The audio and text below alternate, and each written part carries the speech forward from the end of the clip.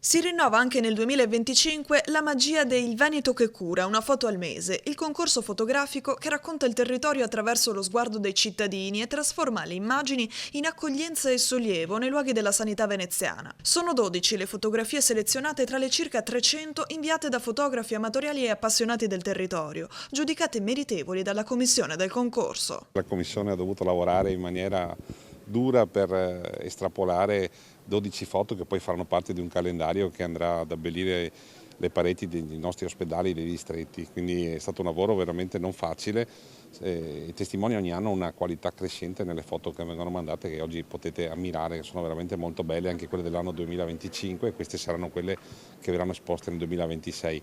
Quest'anno, essendo il quinto anno, abbiamo anche in mente di raccogliere tutte queste foto in un libricino, una raccolta proprio per rendere merito a tutti quelli che hanno voluto lavorare e mandare le loro fotografie. Questo è un concorso in cui non si vince niente se non il piacere e l'onore di vedere appunto le proprie foto abbellire i nostri luoghi di cura, ed è una cosa molto apprezzata. Molte persone che entrano nei nostri ospedali si fermano, le ammirano, quindi è un modo per far conoscere il nostro Veneto e anche poi per migliorare, come dire, la bellezza dei nostri luoghi. Gli scatti vincitori saranno esposti uno al mese, stampati in grande formato agli ingressi di tutti gli ospedali e delle sedi dell'ULSS 3, per poi arricchire gli spazi dell'attesa e dell'accoglienza delle strutture sanitarie.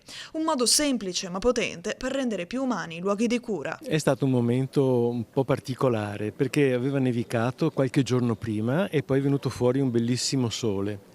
E camminando in mezzo a questi spazi sono stato colpito da questa luce e da questi alberelli soli che fanno il contrasto con gli altri invece ancora ricchi di fronde e di foglie. Mi hanno fatto tenerezza e quindi ho colto l'attimo, anche perché penso che la fotografia, come molte forme di comunicazione, serva per trasmettere informazioni ma anche emozioni.